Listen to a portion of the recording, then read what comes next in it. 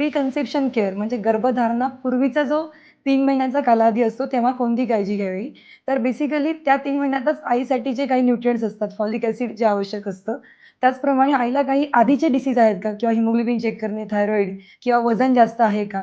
जेणेकरून पुढच्या 9 महिन्याच्या आईच्या आणि बाळाच्या आरोग्यावर काही दुष्परिणाम होणार आहे का? हे आधी आपण चेक केलं पाहिजे. तर WHO गाईडलाईन्सनुसार 8 तपासण्या या म्हणजे व्हिजिट जे आहेत डॉक्टरांकडे त्या कंपल्सरी आहे. परंतु इंडियन सेटअप बघता ॲटलीस्ट प्राथमिक आरोग्य केंद्राला बेसिकली 4 तपासण्या तरी कंपल्सरी आहेत. काही गोष्टींचं अतिरिक्त सेवन हे कधीही बॉडीला आणि बाळाला हानिकारकच घातक आहे. आहे. नक्कीच. प्रत्येक एक्सरसाइज ही डॉक्टरांच्या सल्ल्याने करावा किंवा या सगळ्यांमध्ये जर तुम्हाला कधीही चक्कर येणे किंवा पोट दुखणे, रक्तस्राव होणे असे काही धोक्याची लक्षणं आढळल्यास व्यायाम तिथेच बंद करून तुम्ही स्त्रीरोग तज्ञांची मदत नक्कीच घ्या. की आपल्या घरात जर गरोदर स्त्री आहे, तर आपण कोणती काळजी घेतली पाहिजे, कुठपर्यंत घरी सहन केलं पाहिजे आणि केव्हा आपण डॉक्टरांचा लगेच सल्ला घेतला पाहिजे. तर सगळ्यात महत्त्वाचं लक्षण म्हणजे तुम्हाला अतिरिक्त डोकेदुखी असणे किंवा डोळ्यासमोर अंधारी येणे. बरं. ॲक्च्युली हे हाय ब्लड प्रेशरचे लक्षण असतात, जे प्रेग्नन्सीमध्ये बिलकुल चांगलं नाही. 28 आठवड्यानंतर जर तुम्हाला बाळाची हालचाल कमी किंवा न जाणवणे, अशा वेळी सुद्धा तुम्ही डॉक्टरांचा सल्ला घेणं अति आवश्यक असतं. पॅरेंटची जबाबदारी आहे, की घरातलं वातावरण जे आहे हेल्दी आणि आनंदी असावं. त्या स्त्रीला स्वतःमध्येच खूप जास्त केमिकल बदल किंवा आपण हॉर्मोनल बदल घडत असतात. ती आधीच खूप जास्त त्रास सहन करत असते आणि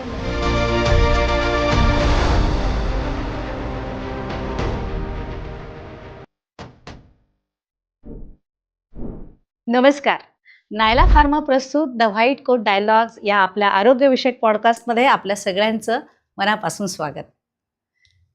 पहा, आपल्या घरामध्ये मूल येणं ही किती आनंदाची गोष्ट असते नाही? पण ते येण्यासाठीची जी जो काळ असतो ना आईचा खास करून, तर त्यावेळेस तिची काळजी घेणं गरजेचं असतं. म्हणून आज आपण त्या अनुषंगानेच आपण आजचा विषय असा निवडलेला आहे की गरोदरपणामध्ये काय काळजी घेतली पाहिजे. आणि आपल्याला मार्गदर्शन करण्यासाठी आपल्यासोबत आहेत डॉक्टर प्रतिभा चव्हाण मॅडम, ज्या स्त्रीरोग तज्ज्ञ आहेत आणि त्यांचं चव्हाण हॉस्पिटल हे छत्रपती संभाजीनगर इथे सिडको परिसरामध्ये जिगीषा इंटरनॅशनल स्कूलच्या समोर आहे. बऱ्याच वर्षाची मॅडमची प्रॅक्टिस आहे आणि अनेक महिलांना त्यांनी जीवनदान दिलेलं आहे. तर आपण त्यांच्याकडनं जाणून घेऊया गरोदरपणात घ्यावयाची काळजी याविषयी. चला तर मग मॅडमशी गप्पा मारूया. मॅडम नमस्कार. द व्हाईट कोट डायलॉग्स या आमच्या पॉडकास्टमध्ये तुमचं मनापासून स्वागत. नमस्कार मॅम. मॅडम, आजचा आपला विषय गरोदरपणामध्ये आपल्याला काळजी काय घेतली पाहिजे याविषयीचा आहे. पण मला असं विचारावंसं वाटतं सुरुवातीला की जो पूर्वीचा काळ आहे म्हणजे गर्भधारणे पूर्वीचा काळ, तिथूनच मला वाटतं खरं तर आपण तयारी सुरू करायला पाहिजे. नक्कीच मॅम. तर मग गर्भधारणेपूर्वी आपण काय तयारी केली पाहिजे, काय काळजी घेतली पाहिजे त्याविषयी सांगा. सर्वप्रथम हा वेगळा विषय निवडल्याबद्दल मी तुमच्या टीमचे धन्यवाद देते आणि जास्त वेळ न दवडता आपण विषयाला हात घालूया. तर मॅम, तुम्ही जो क्वेश्चन विचारला की प्री कन्सेप्शन केअर म्हणजे गर्भधारणा पूर्वीचा जो 3 महिन्याचा कालावधी असतो तेव्हा कोणती काळजी घ्यावी. तर बेसिकली त्या 3 महिन्यातच आईसाठी जे काही न्यूट्रिएंट्स असतात, फॉलिक ॲसिड जे आवश्यक असतं. त्याचप्रमाणे आईला काही आधीचे डिसीज आहेत का? किंवा हिमोग्लोबिन चेक करणे, थायरॉईड किंवा वजन जास्त आहे का? जेणेकरून पुढच्या 9 महिन्याच्या आईच्या आणि बाळाच्या त्याच्या आरोग्यावर काही दुष्परिणाम होणार आहे का? हे आधी आपण चेक केलं पाहिजे. तर आपण जेव्हा प्री कन्सेप्शन प्लॅन करतो म्हणजे प्रेग्नन्सी प्लॅन करतो, तेव्हाच 3 महिने आधी नवीन जोडप्यांनी डॉक्टरांचा सल्ला घेणं, स्त्रीरोग तज्ञांचा हा अतिशय आवश्यक आहे. सर, हे पहिल्यांदा झालं, पण ज्यांना सेकंड पण चान्स घ्यायचा असेल तर त्यांनी पण मला वाटतं येस, नक्कीच सुरुवातीला ही मॅम. काळजी घेतली येस, पाहिजे. काही आता बरेचदा ॲक्सिडेंटल प्रेग्नन्सीज असतात. परंतु जेव्हा आपण ठरवून हे करतो किंवा आपली जी रोजची दैनंदिन दिनचर्या आहे, ती सुद्धा प्रॉपरली एक्सरसाइज करणे, प्रॉपरली जे नीट 7 ते 8 तासाची झोप घेणे, आपलं जे डाएट आहे ते प्रॉपरली ठेवले, जेणेकरून हा तो 3 महिन्याचा कालावधी तेच पुढचे 9 महिने आपल्याला सुलभ करेल. आपला जो प्रेग्नन्सीचा प्रवास आपण म्हणतो, त्यामध्ये नंतरचे जे धोके उद्भवणार आहेत, ते आपण आधीच बऱ्यापैकी कमी करू शकतो, जर आपण प्री कन्सेप्शन केअर प्रॉपरली तज्ञांच्या सल्ल्याने घेतली तर. म्हणजे पुढचे कॉम्प्लिकेशन्स पण होत नाही आणि स्मूथली त्या गोष्टी होतात नॅचरली. नक्कीच मॅम. म्हणजे स्वतःच्या बॉडीला प्रिपेअर करायचंय आपल्याला. नक्कीच. एखादं वाहन जसं आपण आधी चेक करतो, डिझेल चेक कर किंवा बाकीचे इन्स्ट्रुमेंट चेक कर, अगदी तशाच पद्धतीने. कारण बऱ्याचशा गोष्टी या वजन, झोप आणि या गोष्टीवर अवलंबून असतात. अवलंबून असतात. खरंय. आता आपण गर्भधारणा निश्चित झाली. आता बऱ्याच वेळेला माहिती असतं त्यांना आणि घरी पण चेक केलं जातं. आता गर्भधारणा आपल्याला झाली आहे म्हणजे असं जेव्हा कळतं स्त्रीला, त्यावेळेस पहिला टप्पा काय तिने केलं पाहिजे? अशा सर्व स्त्रियांचं मनःपूर्वक अभिनंदन. आणि पहिला टप्पा म्हणजे अगदी 12 आठवड्याच्या आत म्हणजे तुम्हाला कळल्यानंतर तुम्ही स्त्रीरोग तज्ञांना भेटलं पाहिजे. हे गरजेचं आहे. कारण पहिला जो चेकअप असतो, की डॉक्टर तुम्हाला पहिल्या 12 आठवड्यामध्ये एक सोनोग्राफीसुद्धा सांगतात, की त्याला डेटिंग स्कॅन किंवा आठवडे निश्चित करणे, गर्भ 1 आहे 2, हार्टबीट्स बघणे, हा सगळा महत्त्वाचा मुद्दा असतो. तसेच एक प्रायमरी हिस्ट्री असते पेशंटची, की तिला आधी काही आजार आहेत का? ज्याला क्रोनिक डिसीजेस म्हणतात, किंवा जर सेकंड डिलिव्हरी असेल तर आधीच्या प्रेग्नन्सीत काही कॉम्प्लिकेशन्स आहेत का? ही प्रॉपर हिस्ट्री घेणे हे देखील काम पहिल्या 12 आठवड्यामध्ये करावं लागतं. म्हणून त्यांनी येस, आधी लवकरात लवकर स्त्रीरोग तज्ञाकडे जाणे हा पहिला टप्पा आहे. नक्कीच.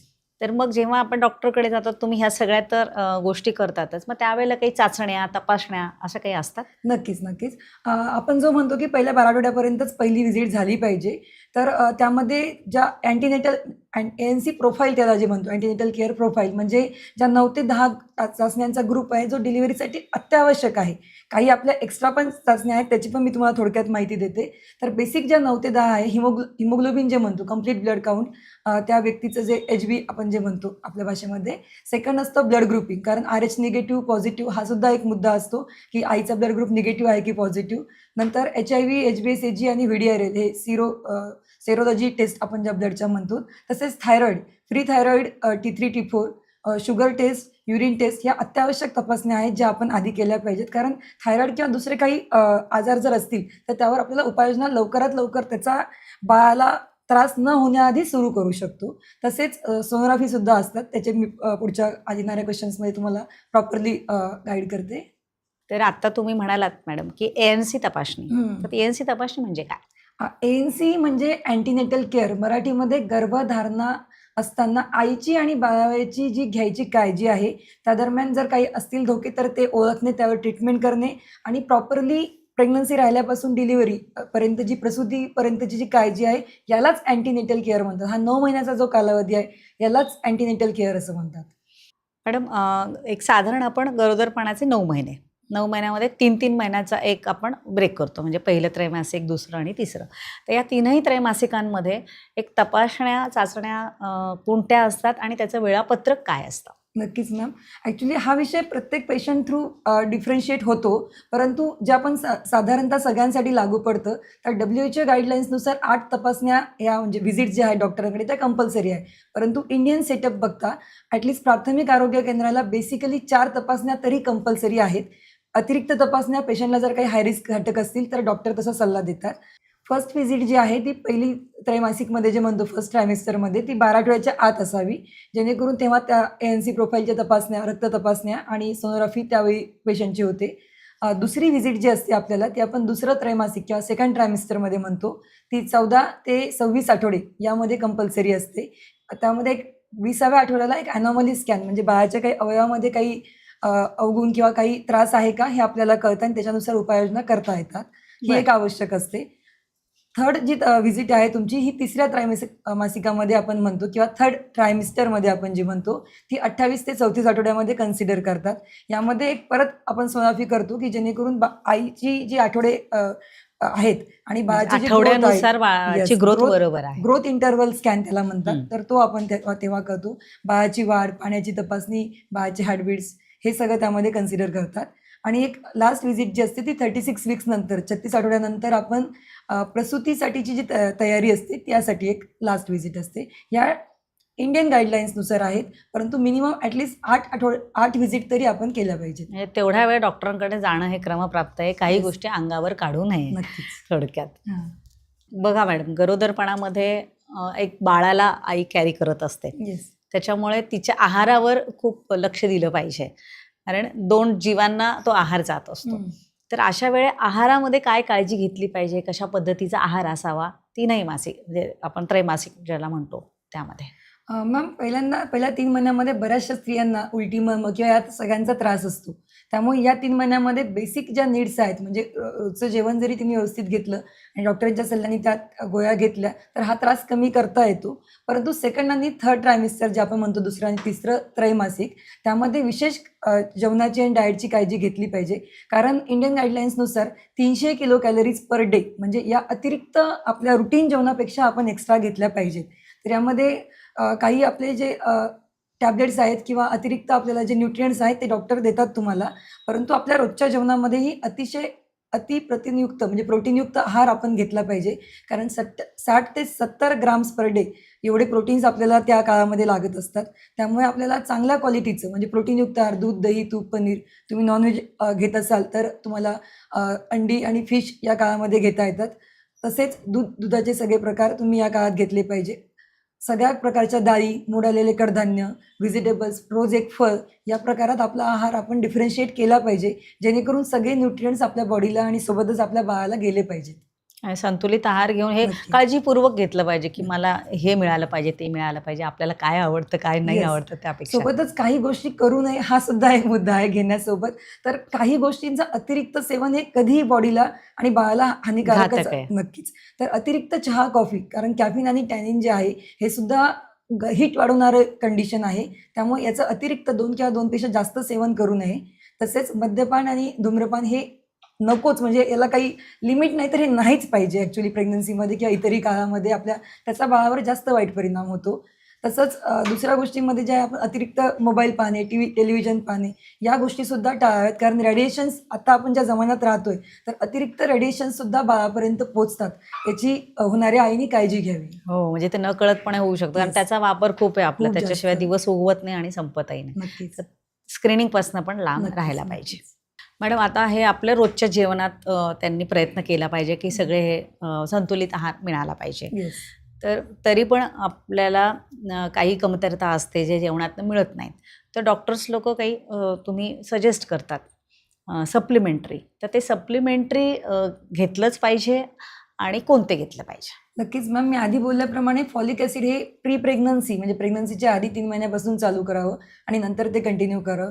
प्लस पहिले 3 महिने झाल्यानंतर डॉक्टर तुम्हाला आयर्न आणि कॅल्शियम, कारण आयर्नची नीड ही 100 मिलीग्राम पर डेची असते. कॅल्शियम तुम्हाला 1000 to 2000 मिलीग्राम पर डे लागतं. जे आपल्या रोजच्या जेवणात नक्कीच नाहीये. त्यामुळे हे सप्लिमेंट तुम्ही कंपल्सरीच घेतले पाहिजेत. याला ऑप्शनल नाही आहे. कारण तुम्हाला हे तुमच्याच प्रेग्नन्सीसाठी आणि बाळासाठी, बाळाचे बोन्स डेव्हलपमेंट किंवा आईची जी डिलिव्हरीमध्ये होणारं रक्तस्राव वगैरे असतो हे टाळण्यासाठीच या आधीच्या पूर्व योजना असतात. त्यामुळे आयर्न, कॅल्शियम प्लस तुम्हाला व्हिटॅमिन डी आणि फॉलिक ॲसिड याचं सुद्धा सेवन करणं आवश्यक असतं. तर व्हिटॅमिन डी सुद्धा 600 इंटरनॅशनल युनिट पर डे तुम्हाला लागतं. फॉलिक ॲसिड तुम्हाला 400 मायक्रोग्राम. तर हे सगळं ॲक्च्युली जे बारीक-सारीक तुमच्या नीड्स असतात, तर या प्रॉपरली सर्च करून त्याच्या टॅबलेट्स बनवलेल्या असतात. त्यामुळे स्त्रीरोग तज्ज्ञांनी तुम्हाला ज्या टॅबलेट्स समजावून सांगितल्यात, त्या तुम्ही त्यानुसार घ्या. काही लोकांना टॅबलेट्सनी थोडी मळमळ होणे किंवा ॲसिडिटी होणे हे त्रास होतात. तर डॉक्टरांच्या कन्सल्टनी किंवा सल्ल्याने तुम्ही त्या टॅबलेट्स चेंज करून किंवा त्याच्यासोबत काही उपाययोजना करायच्या आहेत का, हे नक्कीच समजून घेतलं पाहिजे. आणि हा टॅबलेटचा कोर्स किंवा हे जे आपण सप्लिमेंट्स म्हणतो हे पूर्ण 9 महिने घेतले पाहिजेत. इव्हन त्यानंतरचाही आपण 100 डेजचा कालावधी असतो. तर डिलिव्हरी नंतर सुद्धा 3 महिने आयर्न, कॅल्शियम घेणे अतिशय आवश्यक आहे. हां, म्हणजे हे तर कुठेही टाळाटाळ केली नाही पाहिजे. ते घेतलंच पाहिजे. सप्लिमेंट गरजेचं आहे नक्कीच थोडक्यात. मॅम. तर तुम्ही आत्ता बोललात मॅडम, की अंगावर सूज येणे, मळमळणे, उलटीसारखं होणं, हे काही सिम्पटम्स ह्या काळामध्ये दिसतात. तर यासाठी काय उपाय आहेत? मॅम, मळमळ आणि उलटी हे जे सिम्पटम्स असतात त्यावर बरेचदा पहिले 3 महिन्यानंतर तो कमी होतो. टॅबलेटच्या सहाय्याने किंवा ट्रीटमेंटच्या सहाय्याने आपण तो थोडासा सुखकर करू शकतो. आणि दुसरं तुम्ही जे बोलला अंगावर सूज येणे किंवा वारंवार चक्कर येणे, तर हे बरेचदा आपल्याला हायड्रेशन आणि चांगला प्रोटीनयुक्त आहार जर आपण घेतला तर हे कमी करता येतं. बीपी लो होणे हा ॲक्च्युली नेहमी सापडणारा जो आपल्याला सिम्पटम्स सापडतं. तर 2 ते 3 तासांनी म्हणजे फ्रिक्वेन्सी जी आहे आपली जेवणाची आणि पाण्याची, हायड्रेशन आपलं मेंटेन केलं पाहिजे. आहार व्यवस्थित घेतलं, जसं तुम्ही आधी बोलला की संतुलित आहार या काळात. तसेच मध्ये 3-3 तासाचा ब्रेक करून तुम्ही जास्त फ्रिक्वेन्सी वाढवून जेवण घेतलं पाहिजे. हां, म्हणजे आपण जर रेग्युलर 2 वेळा जेवण आणि 1 वेळा नाश्ता करत असू, तर इथं थोडंसं फ्रिक्वेन्सी खाण्याची पण वाढवली पाहिजे. वाढवली. त्यासोबत पाणीसुद्धा प्रमाण हे नक्कीच. वाढवलं पाहिजे. नक्कीच. कारण बऱ्याच वेळेला टाळतात बायका, की बाबा वॉशरूमला जायला लागू नये म्हणून. तर तसं न करता पाणी पिलं नक्कीच. पाहिजे.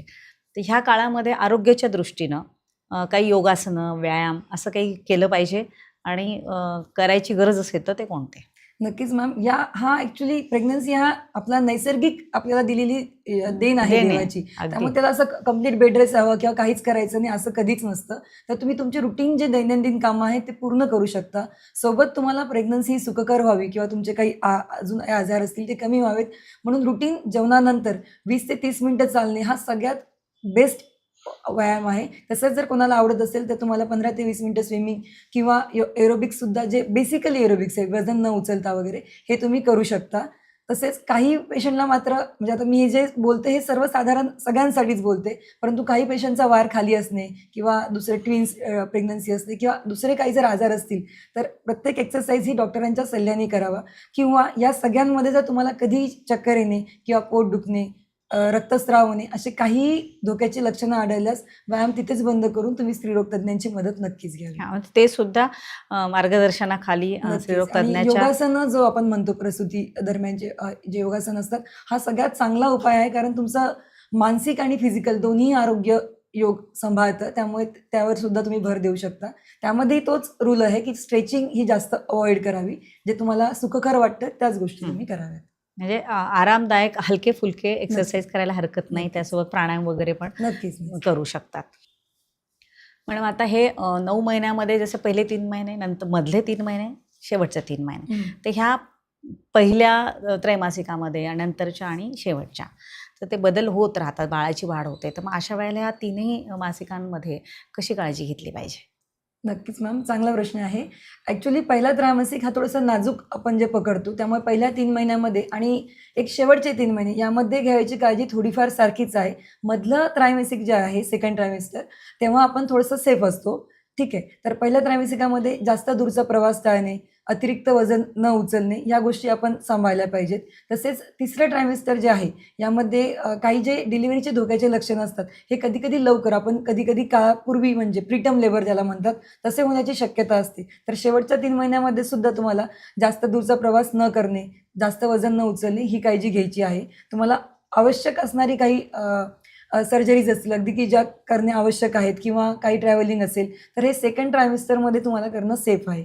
परंतु या सगळ्या गोष्टींना मी जसं आधी बोलले, प्रत्येक वेळी तुम्ही डॉक्टरांचा सल्ला घेतला पाहिजे. कारण प्रत्येक कंडिशन आणि प्रत्येक स्त्री प्रत्येकाची प्रकृती वेगवेगळी वेगवेगळी असते. असते.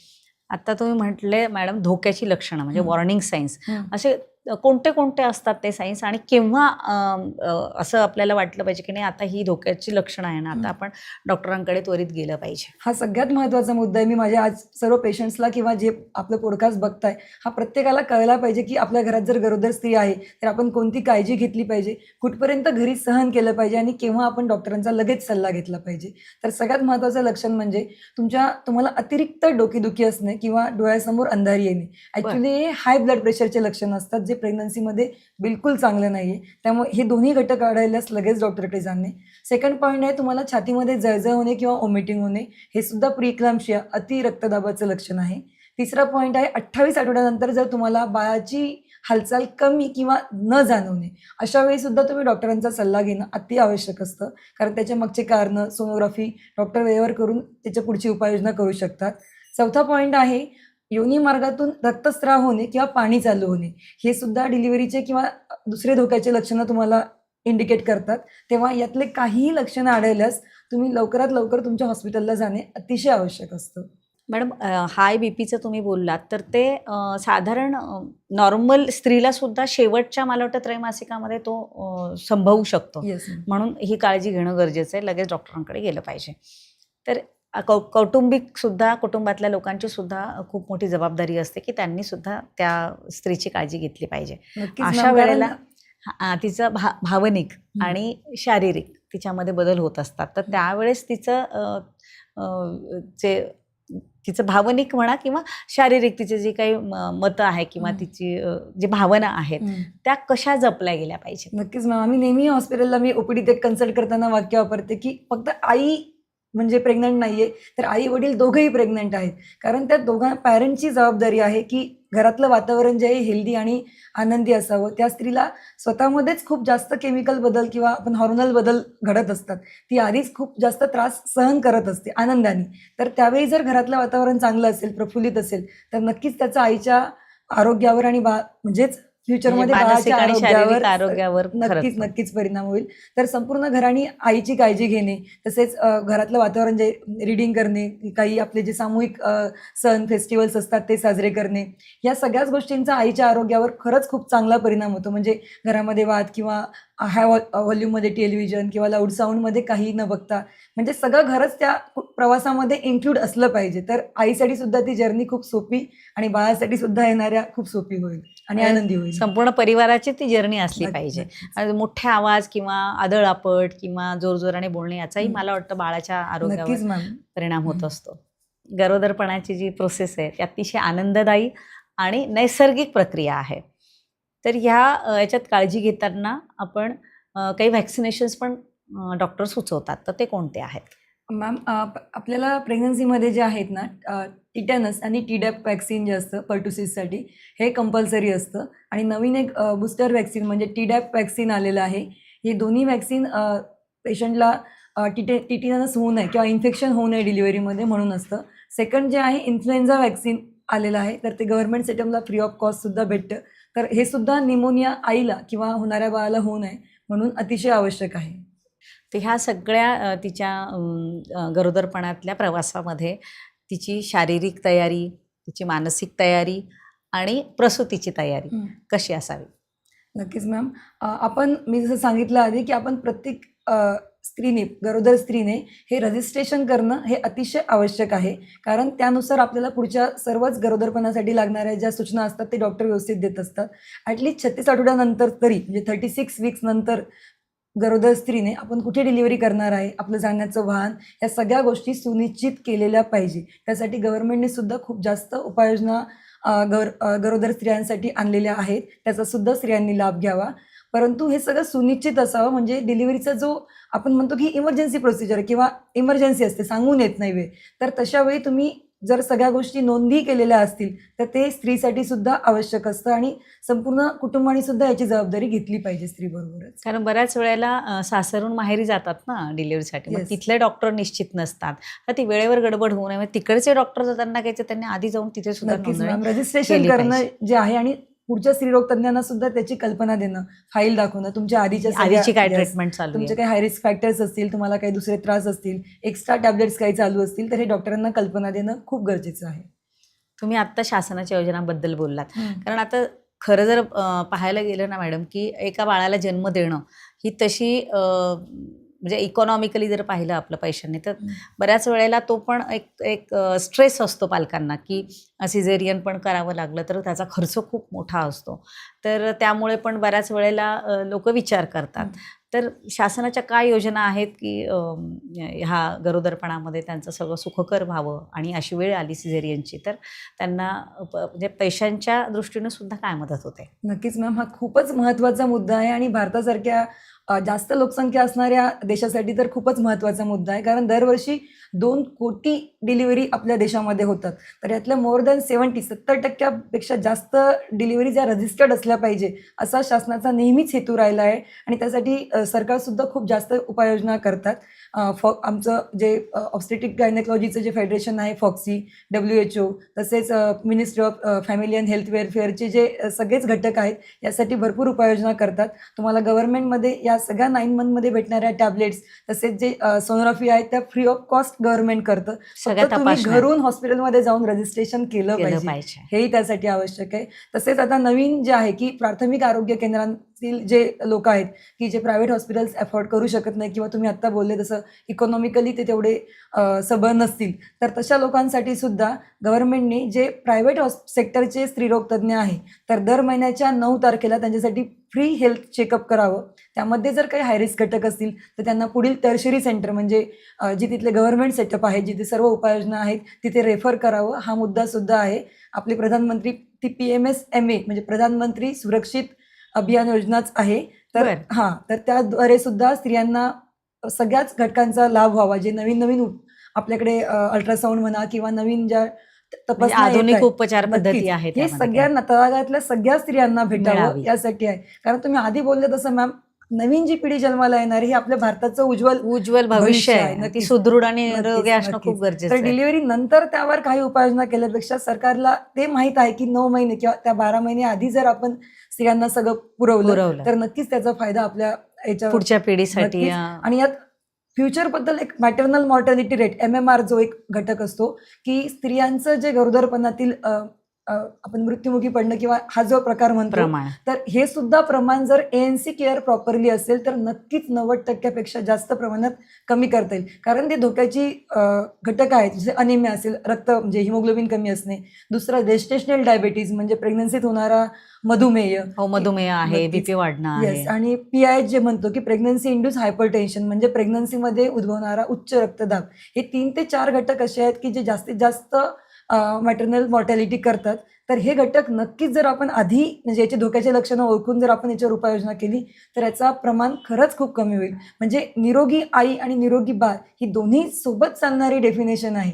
कारण स्त्रीरोग तज्ञांचं नेहमी एकच मत असतं की आई आणि बाळ दोघंही सुखरूप असले पाहिजे, सुरक्षित, निरोगी आणि सुदृढ असले पाहिजे. नक्कीच, नक्कीच. नाही तर मग त्यामुळे बालमृत्यूचंही प्रमाण खूप होतं आणि आई असं म्हणजे गरोदरपणात आई जाण्याचंही प्रमाण खूप होतं. तर मला वाटतं त्याच्यावरही बऱ्यापैकी ते प्रमाण कमी झालेलं आहे ह्या सगळ्या योजनांमुळे. तर मॅडम आता आपण शेवटी जाता जाता मला असं वाटतं की तुम्ही ज्या स्त्रिया आता इच्छुक आहेत, ज्यांना कन्सीव्ह करायचं आहे आणि ज्या आत्ता सध्या आपला पॉडकास्ट पाहताना ज्या गरोदरपणाचा आनंद घेत असतील त्या सगळ्याच स्त्रियांसाठी तुम्ही काय संदेश द्याल? नक्कीच मॅम. मी या पॉडकास्टद्वारेच त्यांना सांगू इच्छिते की आम्ही सगळे तुमच्यासोबत आहेत. ही जर्नी जी आहे प्रेग्नन्सी किंवा गरोदरपणाची ही तुमची एकट्याची नसून तुमची फॅमिली, आम्ही सर्व स्त्रीरोग तज्ञ आणि महत्त्वाचं म्हणजे गव्हर्नमेंट जे सगळ्या उपाययोजना करतायत हे तिन्ही घटक तुमच्यासोबत आहेत. तुम्ही एकट्या नाही आहेत. तर तुम्हाला याचे बरेचसे ग्रुप्स असतात, ब्रॉडकास्ट ग्रुप असतात, व्हॉट्सअप मेसेज किंवा तुमचं रीडिंग, या सगळ्या थ्रू तुम्ही वेगवेगळी माहिती मिळवण्याचा तसेच स्त्रीरोग तज्ञांचा सल्ला घेऊन प्रॉपर ही जर्नी अधोरेखित करा. म्हणजे हा 9 महिन्याचा कालावधी तुमच्यासाठी सुद्धा आनंददायी होईल आणि इतरांसाठी सुद्धा. तर मी त्यांना परत एक टॅगलाईन म्हणून एवढंच सांगते की तुम्ही एकट्या नाही आहात. आम्ही सगळे, मी आधी जे घटक सांगितले, भारताचं गव्हर्नमेंट, सर्व स्त्रीरोग तज्ञ आणि आम्ही सर्वच तुमच्या सोबत आहोत. म्हणजे ह्या बोलण्याने सुद्धा खूप मोठा दिलासा आणि धीर मिळणारी ही गोष्ट आहे. आणि आपण इतक्या सुंदर पद्धतीने मॅडम हे इलॅबोरेट केलं आहे ना, आज इतकी छान माहिती दिली आहे. मला वाटतं ह्या सगळ्यांसाठी, ज्या इच्छुक आहेत आणि ज्या आता गरोदरपणात आहेत, ह्या सगळ्यांसाठी ही माहिती अतिशय महत्त्वपूर्ण आहे असं मला वाटतं. आपण ही माहिती दिली त्याबद्दल आपले मनःपूर्वक आभार. धन्यवाद मॅम. तर मंडळी, आज आपण अतिशय महत्त्वाच्या विषयावर चर्चा केली, ते म्हणजे गरोदरपणात घ्यायची काळजी. म्हणजे ते आधीपासून काय काळजी घेतली पाहिजे हे आपल्याला डॉक्टर प्रतिभा चव्हाण या मॅडमनी अतिशय सविस्तरपणे आणि सहज सोप्या भाषेत समजेल असं आपल्याला सांगितलेलं आहे. याचा आपल्या सगळ्यांना नक्कीच फायदा होईल याची मला खात्री आहे. त्यामुळे आमच्या चॅनलला लाईक, सबस्क्राईब, शेअर करायला आणि सबस्क्राईब करायला विसरू नका. कारण असेच आम्ही वेगवेगळे विषय महत्त्वाचे आपल्या, तुमच्या, माझ्या सगळ्यांच्या घरातले जे ज्वलंत विषय आहेत ते घेऊन आम्ही तुमच्या भेटीला येत आहोत द व्हाईट कोट डायलॉग्स या पॉडकास्टच्या माध्यमातून. तुमची काही समस्या असेल आणि तुम्हाला वाटत असेल आम्ही शेअर करू शकत नाही आहे, पण मला याचं मार्गदर्शन मिळावं, तर कमेंट बॉक्समध्ये नक्की तुमची समस्या लिहा. आम्ही आमच्या तज्ज्ञांचं मार्गदर्शन तुमच्यापर्यंत पोहोचवण्याचा नक्की प्रयत्न करू. धन्यवाद. धन्यवाद.